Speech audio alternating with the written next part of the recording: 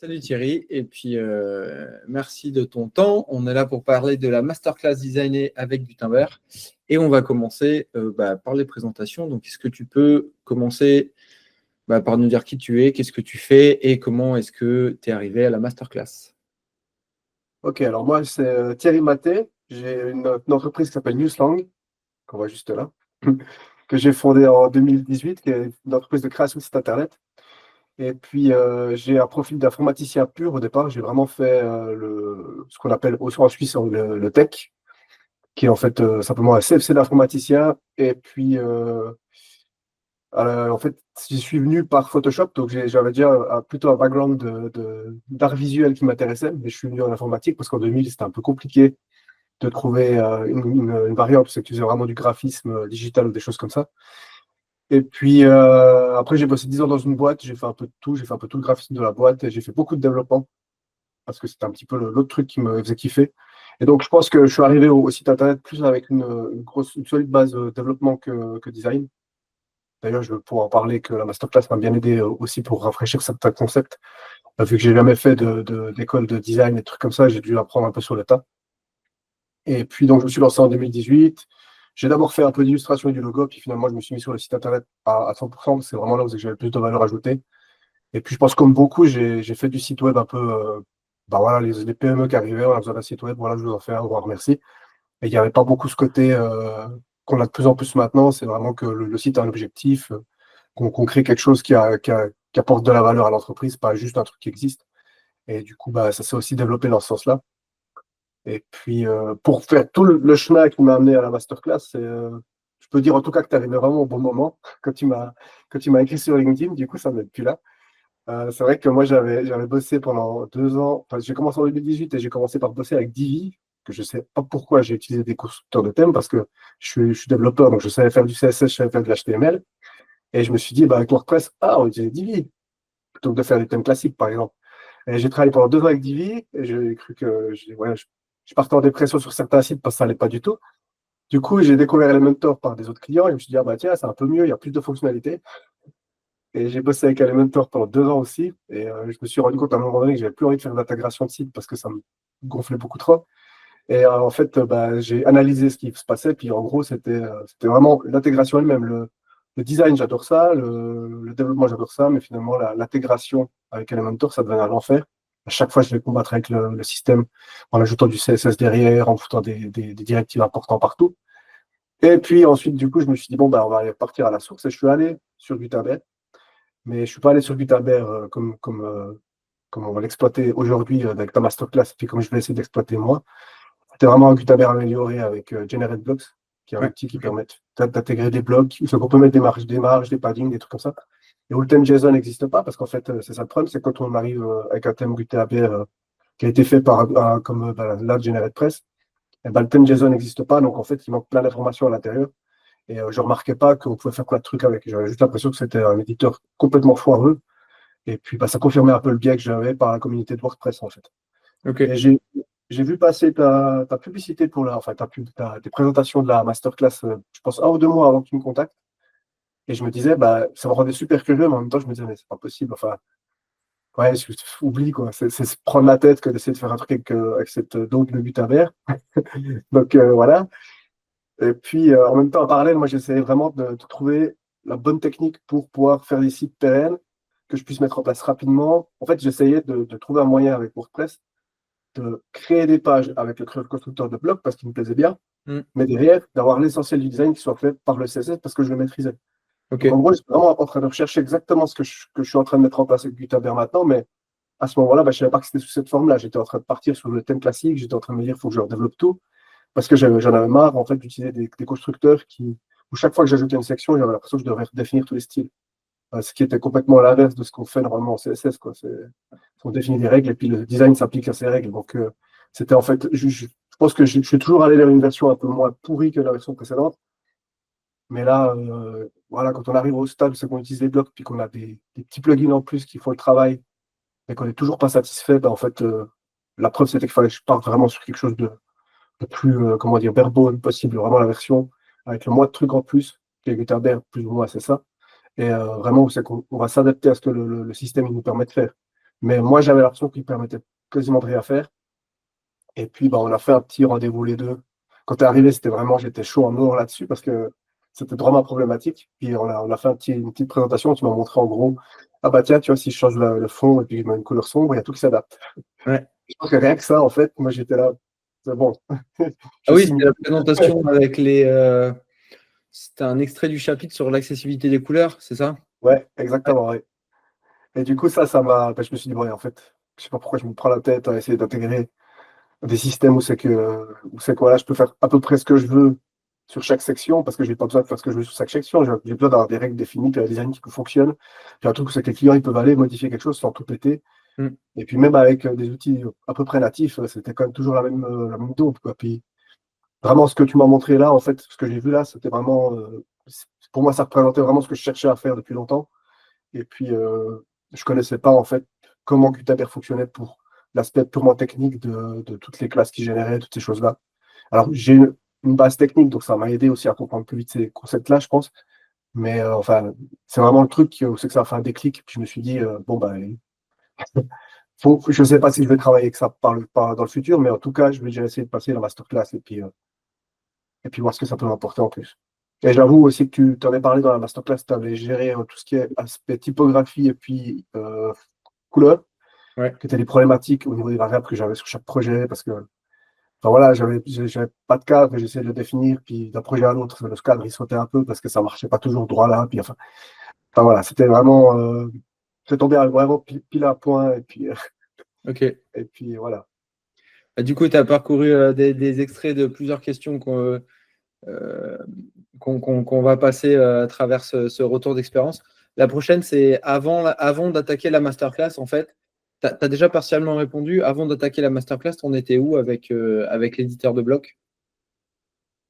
Bah justement, alors le truc c'est que moi je m'y étais familiarisé parce que j'avais utilisé le système Generate Blocks. Et puis c'est vrai que c'est un outil assez puissant. Je pense que si on veut faire quelque chose de rapide, de performant, tout en utilisant des outils qui sont quand même assez accessibles, c'est pas mal. Je dis pas que c'est pas accessible Gutenberg, ça demande juste un peu plus de travail de compréhension. Dit que Generate Blocks, bah ouais, tu ajoutes un bloc, bah, tu peux ajouter les styles que tu as envie dessus, plus ou moins, comme à chaque truc, comme à chaque système de constructeur, il va te manquer des éléments que tu vas devoir faire en CSS toi-même, qui est toujours en fait une frustration quand on bosse. Et du coup, bah, j'en étais là. En fait, j'avais vraiment plaisir à utiliser l'éditeur parce que on a l'impression d'être dans Notion. Et puis, on peut faire des copier-coller. Puis, enfin, il y a plein de trucs qui sont tellement faciles quand j'ai utilisé des trucs comme Elementor derrière. J'ai l'impression d'être en train de contrôler quelque chose à 200 km. Ouais, tu vois, d'être super loin du truc et puis de voir même un copier-coller, j'ai l'impression que c'était la misère, quoi. Et, donc, vraiment, l'éditeur de blog, j'avais un plaisir d'utiliser, mais tout ce qui était lié à Gutenberg, enfin, à peu près tous les éléments de Gutenberg, je ne l'utilisais jamais parce que je voyais trop de limitations, en fait. Hmm. Et donc, j'étais déjà à peu près acquis au fait que l'éditeur de bloc, c'était quand même solide, puis ça fonctionnait bien. Surtout que bah, il y avait les compositions, les blocs réutilisables, les trucs comme ça, c'était déjà hyper utile. Puis je voyais en fait la puissance qu'il y avait derrière. Mais j'étais toujours dans un truc de.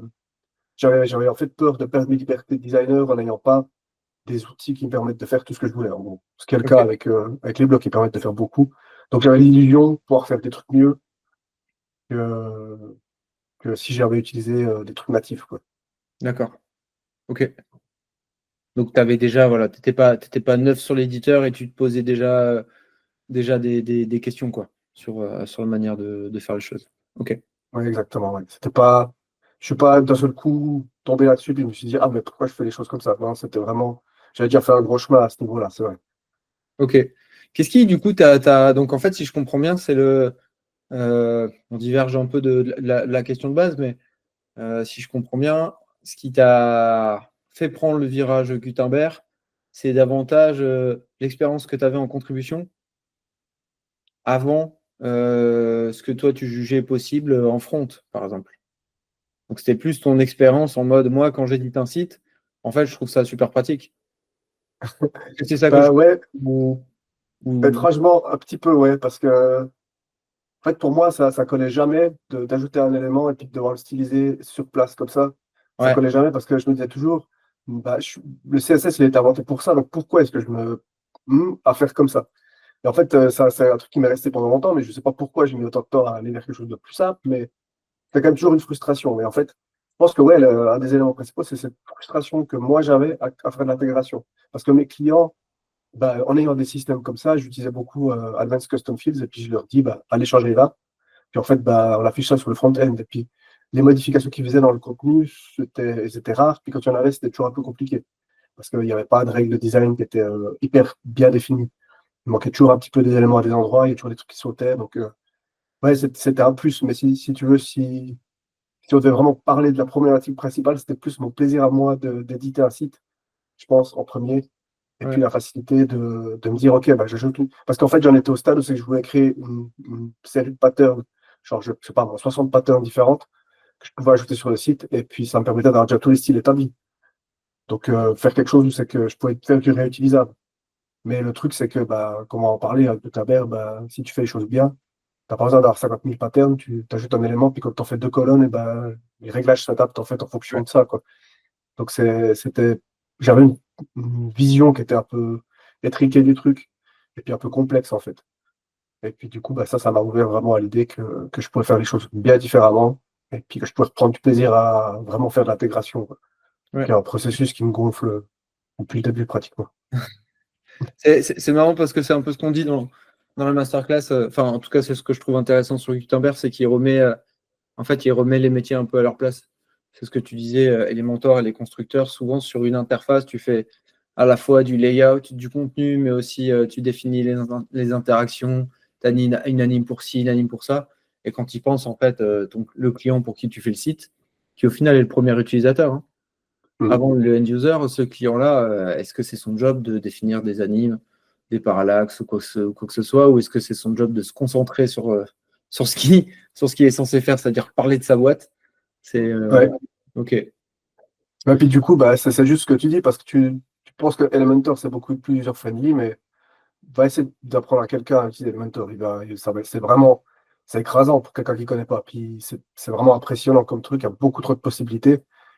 Du coup, pour moi, c'est l'inverse, justement. Je pense qu'il y a des outils qui, quand on les maîtrise, même si on les maîtrise bien, ils ne sont jamais autant efficaces que Gutenberg.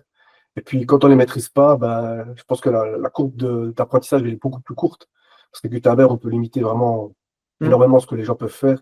Contrairement à Elementor, où c'est que bah, ils ont accès à tout, quoi. Puis ils peuvent faire. Enfin, j'imagine qu'il y a peut-être des trucs pour faire un peu mieux, mais ça reste quand même assez compliqué, je trouve, à s'y mettre, quoi. OK. Bon, on a tous les désaccords là-dessus. Mais bon, c'est pas le sujet du jeu. C'est pas le sujet, ouais. Ne digressons pas. Ça nous amène à la question suivante. Donc, qu'est-ce qui t'a. Donc, on a vu, euh, on a vu où tu en étais avec l'éditeur de blocs. Qu'est-ce qui, rapidement, pareil, tu en as un petit peu parlé avant, qu'est-ce qui t'a amené à te lancer dans la masterclass? C'est quoi vraiment les critères où tu t'es dit, OK, je vais y aller parce que ça va m'apporter un truc un peu game changer ou quoi que ce soit? Bah, de base, c'était plutôt ce côté de ce que je n'avais pas vu en fait dans Gutenberg, puisque tu as présenté que ces notions d'accessibilité, le fait que bah, tu puisses en quelques secondes finalement appliquer des designs complets en étant dans l'éditeur de blog de blocs et puis sans être en train de réinventer la roue à chaque fois. C'était vraiment ce côté-là. Après, j'avoue que j'ai pris la masterclass parce que je voulais me former, mais dans ma tête, je me disais toujours que j'allais certainement encore utiliser mes anciens systèmes parce que je ne pourrais pas faire tout ce que je voulais avec Gutenberg. Et puis, bah, c'est pas si mal, c'était assez simple parce que j'y suis allé en me disant, c'est vraiment la base de WordPress. Et si je la maîtrise bien, bah, d'un autre côté, bah, ça peut me permettre de faire plus de trucs. Même si je dois encore utiliser d'autres outils avec, ça, c'est pas mal parce on a un problème, c'est qu'on est tous sur WordPress, mais quasiment personne ne maîtrise en fait vraiment, que ce soit l'éditeur de blog, que ce soit en tout cas en partie le full site editing, c'est des trucs qu'on néglige carrément. On se dit, bah, ça m'intéresse pas parce que c'est fait, ouais, voilà, il y a beaucoup de mauvaise presse dessus. Et c'est un peu bête parce que ça représente tellement un élément important. C'est vraiment le noyau du système. Ça ne va pas disparaître demain. Donc, même si tu utilises d'autres outils, je pense que c'est intéressant vraiment de se pencher dessus et de voir ce qui est possible avec, pour déjà au moins ben, en tirer profit pour certaines choses déjà. Même si c'est pas vraiment se dire je fais du Gutenberg à 200%, ben, il y a déjà plein de choses, à mon avis, qui sont hyper intéressantes dedans. Et pour ça, j'avais vraiment envie de creuser la question, quoi. OK, OK, OK. Euh, c'est du coup, alors toi, on peut dire que tu as fait partie des gens qui ont bouffé la masterclass. Ouais. Donc, pour ceux qui vont nous regarder, Thierry, c'était genre, tu as une vidéo qui sort, bah, tu as une vidéo qui est mangée, en fait. Et pourtant, toutes les vidéos sont pas courtes, hein. Il y en a qui sont il y en a qui, à mon avis, sont aussi hardcore à regarder qu'elles ont été hardcore à tourner. Je crois qu'on en a une d'1h40 d'ailleurs. Donc voilà. Mais en tout cas, et on avait aussi pas mal échangé sur le Discord, etc. Mais là, avec le recul, tu me disais que tu l'as fini maintenant, la masterclass, il y a un peu plus d'un mois. Mhm. Avec le recul, et maintenant que tu as pu, on va dire, la digérer correctement, qu'est-ce que tu retiens des éléments de la masterclass? Est-ce qu'il y a des éléments que tu retiens en particulier plutôt que d'autres? Et surtout, comment est-ce que tu as pu intégrer tous les sujets qu'on a pu voir ou tous les éléments que tu as pu retenir, comment tu as pu les intégrer dans ton quotidien, dans ta stack, etc.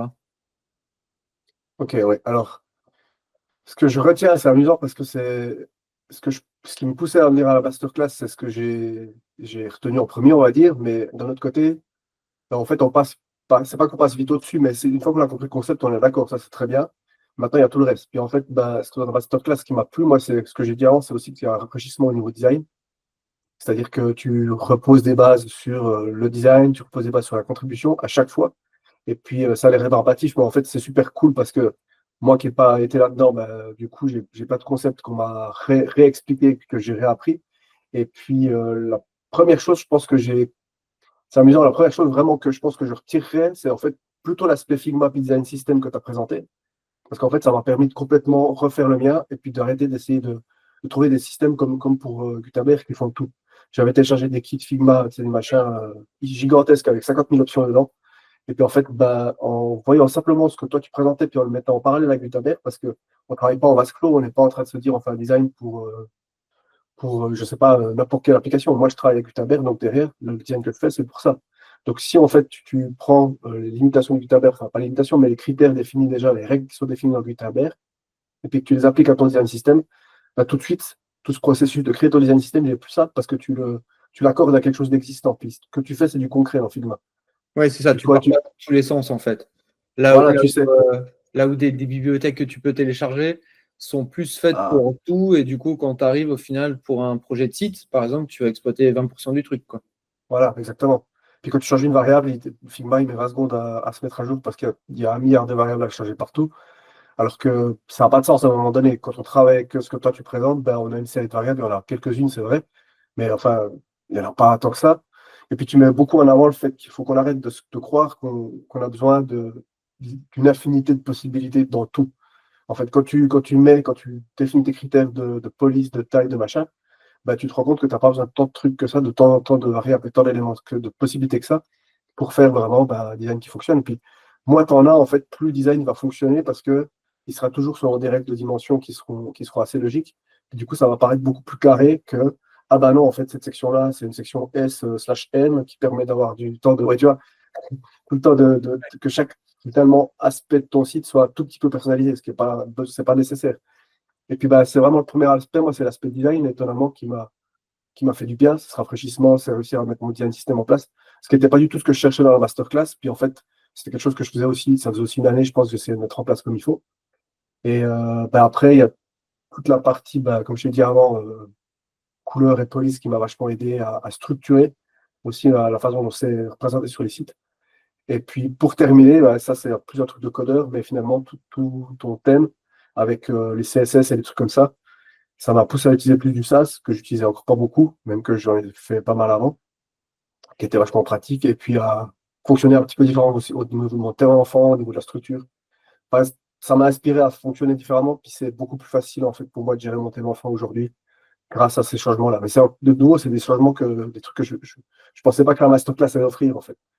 Genre, Ok. vraiment, pour moi, je dis que je retiens ça parce que c'est le bonus par rapport au fait que le reste, je m'y attendais entre guillemets. C'est-à-dire que tu parles du JSON, tu parles du fonctionnement de Gutenberg, des possibilités, de ce qu'on peut éteindre. Puis tout ça, ben ouais, pour moi, c'était clairement une masterclass parce que j'ai appris tout ce que j'avais besoin.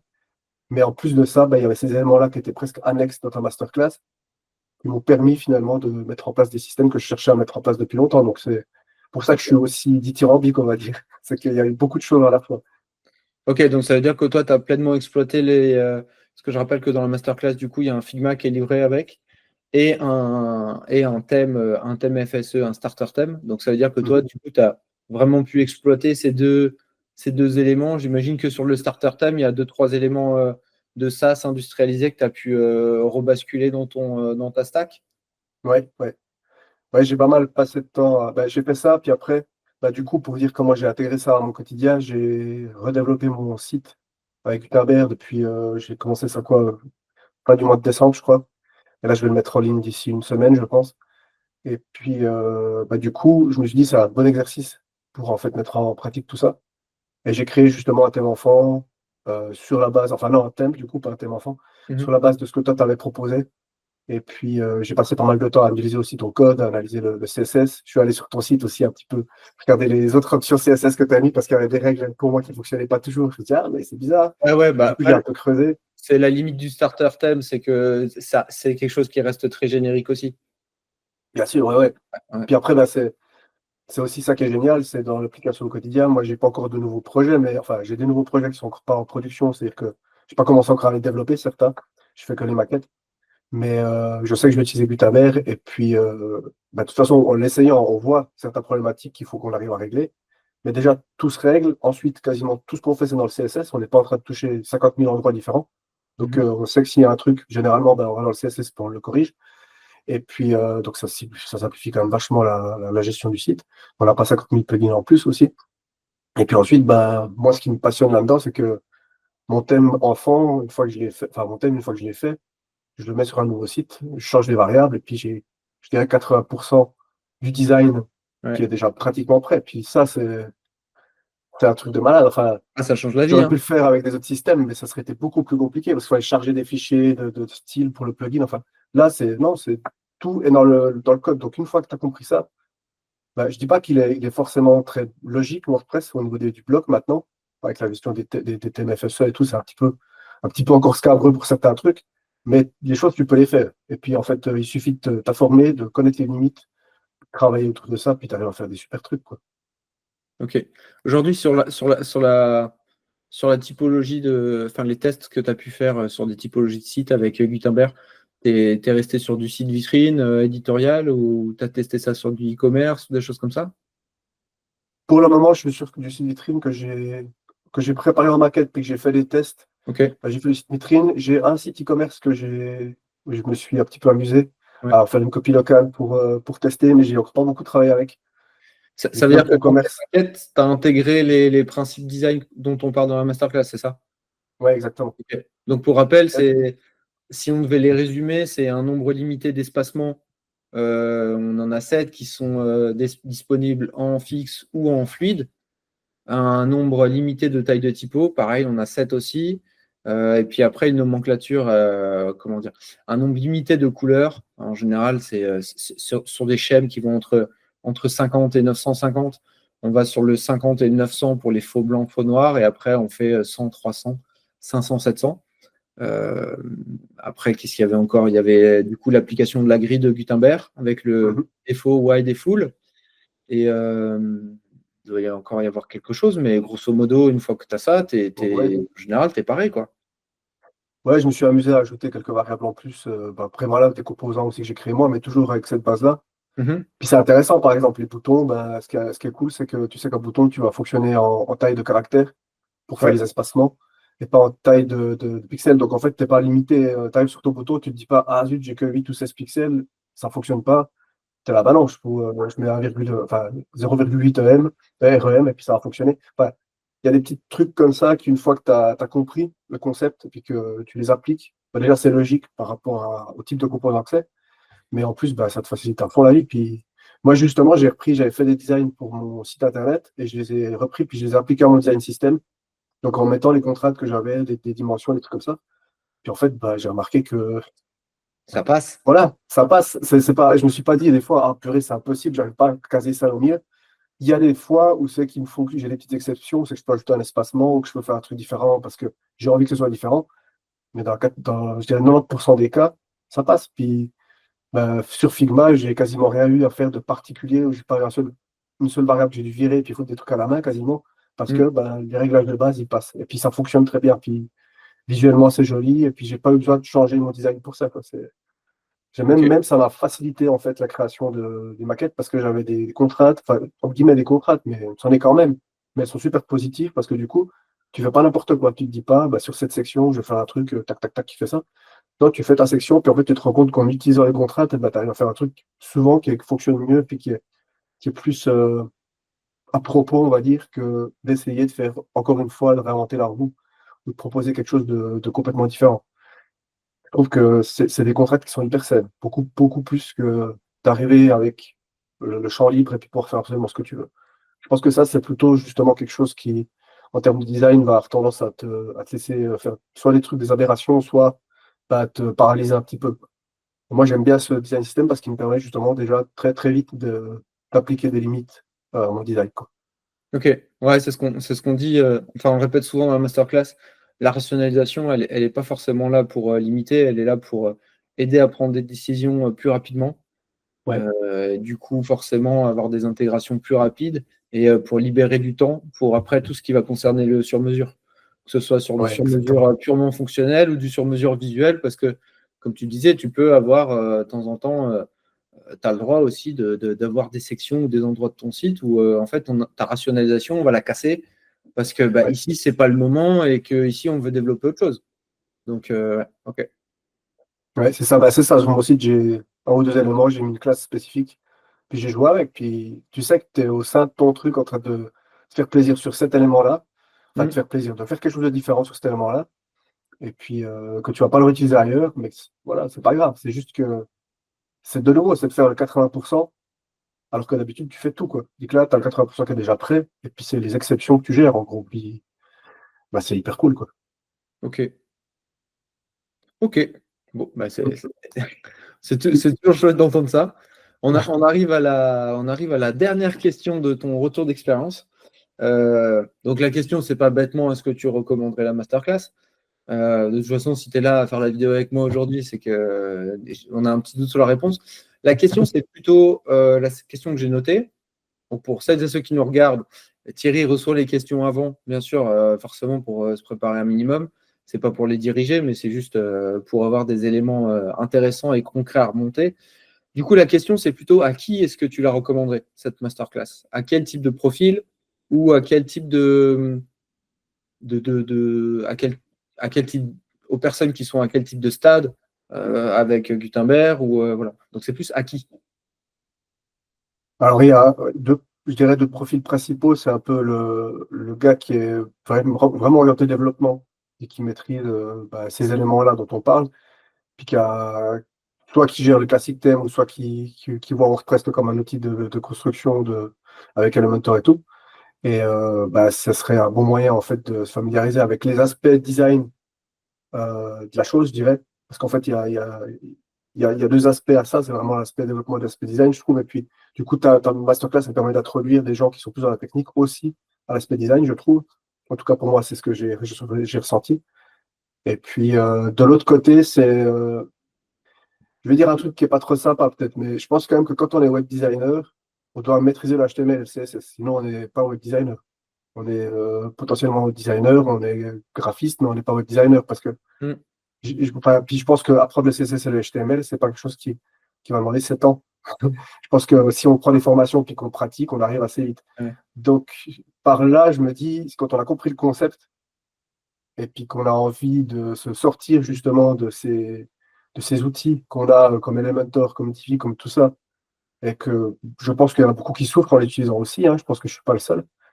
Et puis même si on est un peu, voilà, on les utilise, mais qu'on est quand même curieux, bah, je pense que c'est hyper intéressant, cette masterclass, parce que, bah, voilà, en fait, ça ouvre vraiment une perspective différente sur un outil qui est très mal vendu, vraiment hyper mal vendu, qui est très mal vu par toutes les communautés. Je regarde encore des vidéos récemment sur les pods WordPress, beaucoup de gens Mm. sont en train de dire Gutenberg, c'est la cata, mais c'est des gens qui l'utilisent déjà, qui l'utilisent pas, en fait.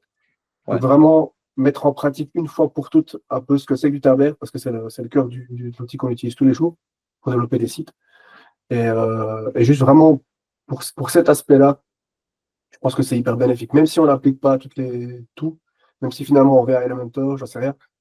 Pour moi, c'est quelque chose qui est vraiment nécessaire, c'est d'essayer d'éduquer les gens à ça pour voir, ben voilà, c'est le futur de WordPress. Donc voilà, soit on utilise Webflow, soit quelque part on se fait au fait que ça, c'est ce qui va continuer d'évoluer dans ce sens-là. De plus en plus de builders vont aller dans le sens des blocs, à mon avis. Mm. Et donc, ben, autant commencer maintenant à s'y mettre. Mais je pense que si on est juste quelqu'un qui fait des maquettes sur Figma, même si on le fait très bien, et qu'on ne touche pas du tout à l'aspect HTML et CSS et à l'intégration sur WordPress, et que c'est pour ça qu'on fait peut-être de l'Elementor, ben voilà, je pense que c'est peut-être pas adapté parce qu'il faut quand même avoir une petite base en CSS et puis avoir envie de comprendre l'aspect un peu code qu'il y a derrière. Il y a quand même un aspect technique dans ta masterclass qui est assumé, je dirais. Tu sais que c'est un designer avec une base technique. Donc, je pense que la plupart des web designers devraient avoir cette base-là, mais d'un autre côté, bah, c'est pas forcément toujours le cas avec les outils qu'on a aujourd'hui. Donc, Ouais. ouais. Alors Voilà, je pour pars un aller peu dans tous les sens. Ouais.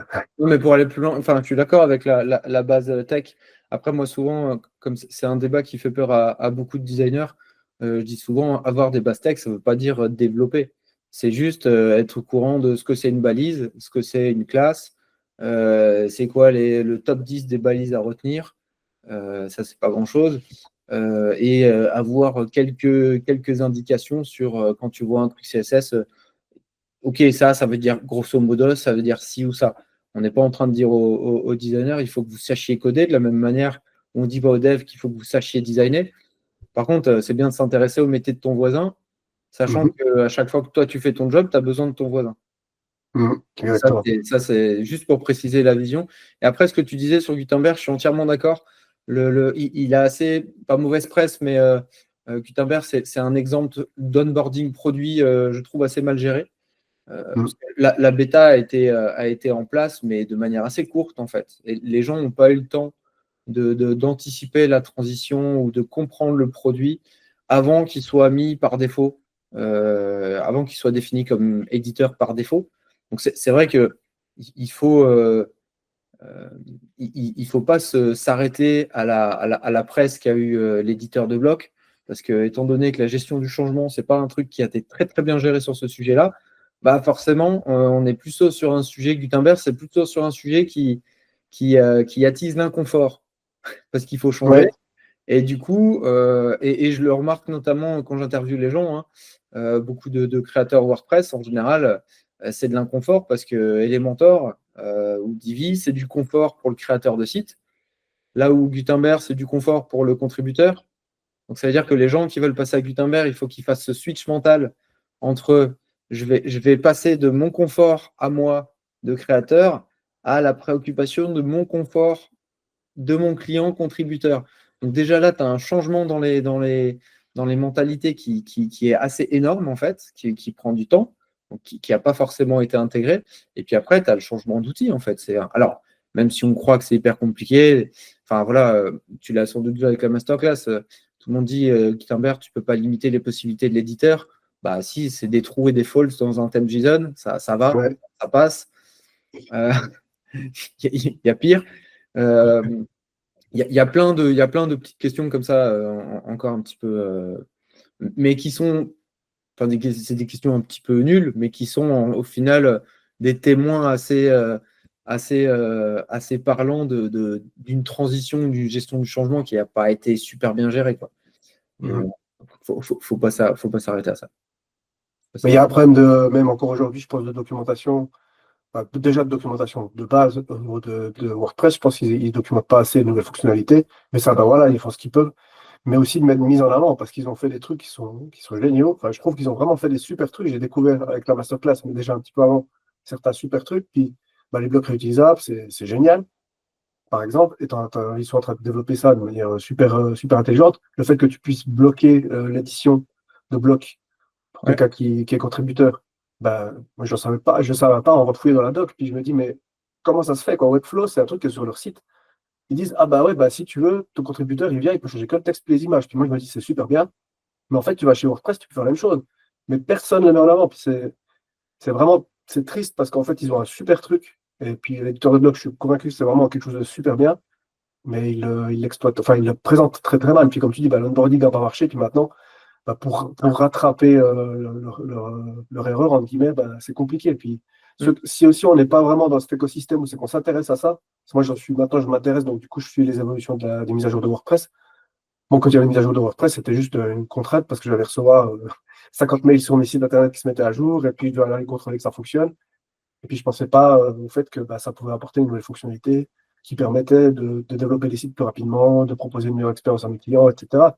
Parce que c'est quasiment pas mis en avant. Et puis c'est très peu documenté. Ils ne font pas ce travail, je trouve. Et puis après, voilà, il y a aussi les gens qui sont créateurs WordPress qui ne font pas ce travail non plus. On se facilite tous la vie à utiliser Elementor plutôt que d'essayer de creuser, comme tu l'as fait, des outils comme Gutenberg, et puis d'essayer de mettre ça en avant et puis de présenter à quel point ça peut aider un créateur, quoi. Qui au final Et pas que les clients.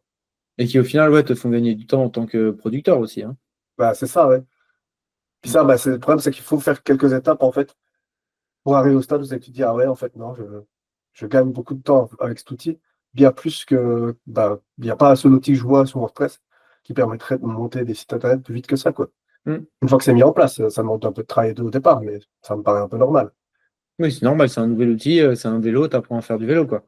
Oui, voilà, exactement. C'est... Ok, très bien. En fait, voilà, on arrive au bout. Donc on a vu pas mal de choses. Il faudrait presque faire un récap complet, mais le format vidéo sera très très bien. En tout cas, voilà.